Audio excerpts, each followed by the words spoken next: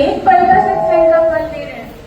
फिर हुआ कि दोनों में थोड़ी बहस हुई, तो वो दोनों बोले कि ठीक है, इसका फैसला कौन करेगा। तो शेषनाग तो जो है उनके पास हजारों फन है, तो चलिए उनके पास ही चलते हैं, क्योंकि वो तो हजारों फन से भगवान का भक्ति दान करते रहते हैं।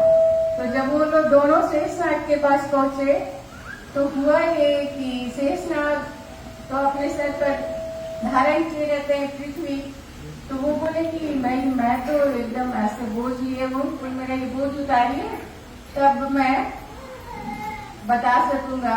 तो सबसे पहले विश्वामित्र को दिया गया। तो विश्वामित्र जी जब ठीक है भाग लिए तो वो सहन नहीं कर पाए, तो उन्होंने बोला नहीं मैं नहीं उठा सकूंगा इस बात को। तो उन्होंने कहा तब वशिष्ठ जी को दे दिया जाए, तो उन्होंने उठा लिया। तो विश्वामित्र जी तभी नहीं समझ पाए, तो उन्होंने कहा नहीं आप बताइए अब तो ये उठा लिए है पृथ्वी। तो बोले फैसला तो हो गया।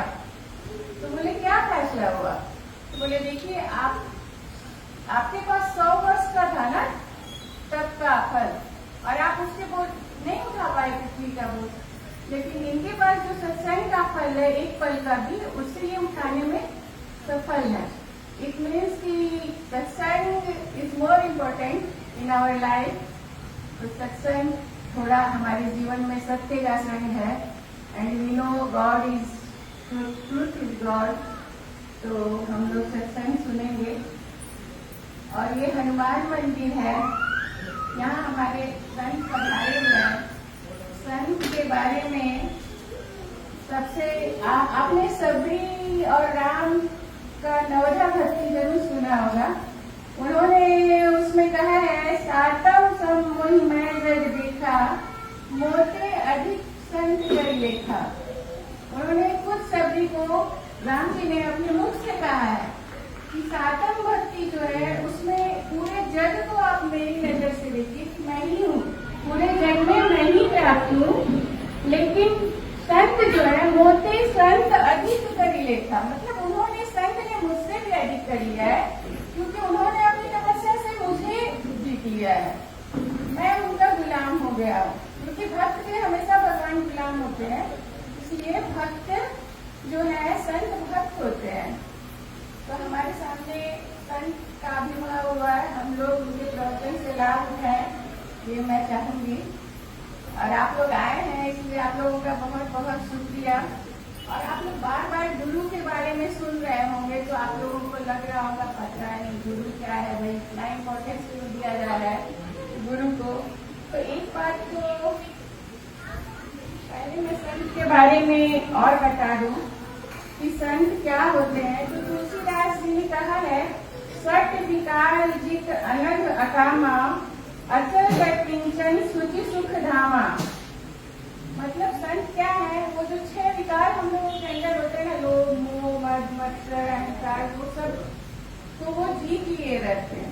सट विकार जीत और अनग होते हैं, मतलब पाप से अलग हो जाते हैं, वो उनके अंदर पाप नहीं रह जाता है कुछ भी, और सारी कामनाएं उनकी खत्म हो जाती हैं, इसलिए वो संत कहलाते हैं। अचल होते हैं, धर्म में उनका दृढ़ विश्वास होता है। और अकिंचन असंग्रही होते हैं, वो हमारी तरह संग्रह करके नहीं रखना चाहते, वो सब कुछ सबको देते रहते हैं। और सुचि मीन्स पवित्र होते हैं, और सुख के धाम होते हैं उनके पास। ऐसा आपने सबने फील किया होगा कि जब हम बहुत परेशान होते हैं तो हमें और कोई नहीं सोचता, चलो कौन से बाहर है उनके पास बैठ कर शांति मिल जाए। तो संत ऐसे ही होते हैं जो हमें दुख में भी वही अपनाते हैं। और गुरु के बारे में मैं क्या बोलूं, तुलसीदास जी ने ये हनुमान का मंदिर है, तो हनुमान जी ने क्या कहा है, हनुमान जी को तुलसीदास जी ने जय जय जय हनुमान गुसाई, कृपा करहु गुरुदेव की नाई। क्यों कहा गुरुदेव की नाई, बोलते शंकर की नाई, ब्रह्मा की नाई। वही गुरुदेव means we need Gurudev in our life, who will be like in our life, okay ना।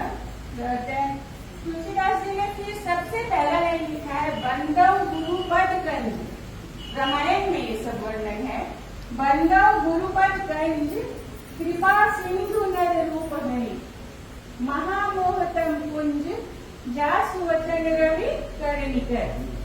में सबसे पहले वो किसकी वंदना करते हैं? गुरु की वंदना। मैं ज्यादा समय नहीं लूंगी। यहाँ स्वामी सत्यप्रकाश जी जो कि देश विदेश सब जगह वर्णन करते हैं, आप लोग उनके मुझसे सुनेंगे। फिर एक बार और तुलसी जी ने वर्णन किया है, गुरु पद नख मणिगण ज्योति, सुमिरत दिव्य दृष्टि ये होती। मतलब गुरु एक ऐसे प्रकाश है जिनको मन में सुमिरने से क्या होता है, हमारी दिव्य दृष्टि हमारे हृदय में जग जाती है, जल जाती है। और अब आते हैं अगर और तुलसीदास जी ने फिर कहा है रामायण में, सर्प सहनी दुख परिहित लागी, परिहित हेतु असंत अभागी। संत दूसरों के लिए दुख झेलते हैं, दूसरों को सुख देने के लिए वो दूसरा कर झेलते हैं, और जो असंत होते हैं वो क्या करते हैं, दूसरों को दुख देने के लिए खुद दुख झेल लेते हैं। मेरी एक टांग टूट जाए, पड़ोसी की दोनों टांग टूट जाए, अगर दूसरा डबल मिल रहा है तो ऐसी इच्छा होती है।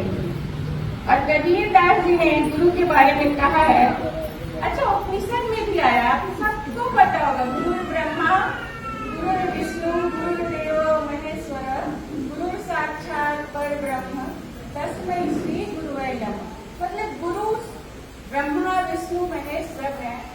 तो जब इतना है, और ब्रह्मा विष्णु महेश को हमने मूर्ति में भले देखा हो, हमने साक्षात किसी को नहीं देखा, लेकिन गुरु तो हमारे पास साक्षात आते हैं और बताने के लिए आते हैं कि ब्रह्मा विष्णु महेश क्या है। तो इसलिए गुरु है ना, बलिहारी गुरु आपने गोविंद जी को बताया।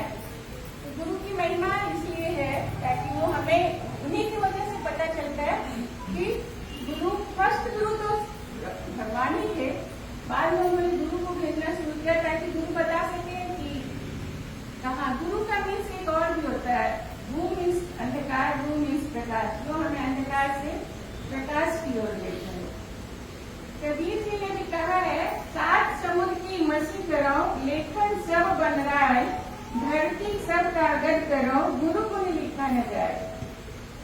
सात समुद्र की आप स्याही बना लीजिए और पूरे जंगल की कलम बना लीजिए और पूरी धरती को कागज बना लेंगे, तो भी गुरु गुण लिखा न जाए। गुरु के गुण के महिमा नहीं गाई जा सकती है। बस मैं इतना ही कहूंगी, आगे आप बाबा की मुझसे सुनेंगे। आई थिंक आप लोग एंजॉय करेंगे।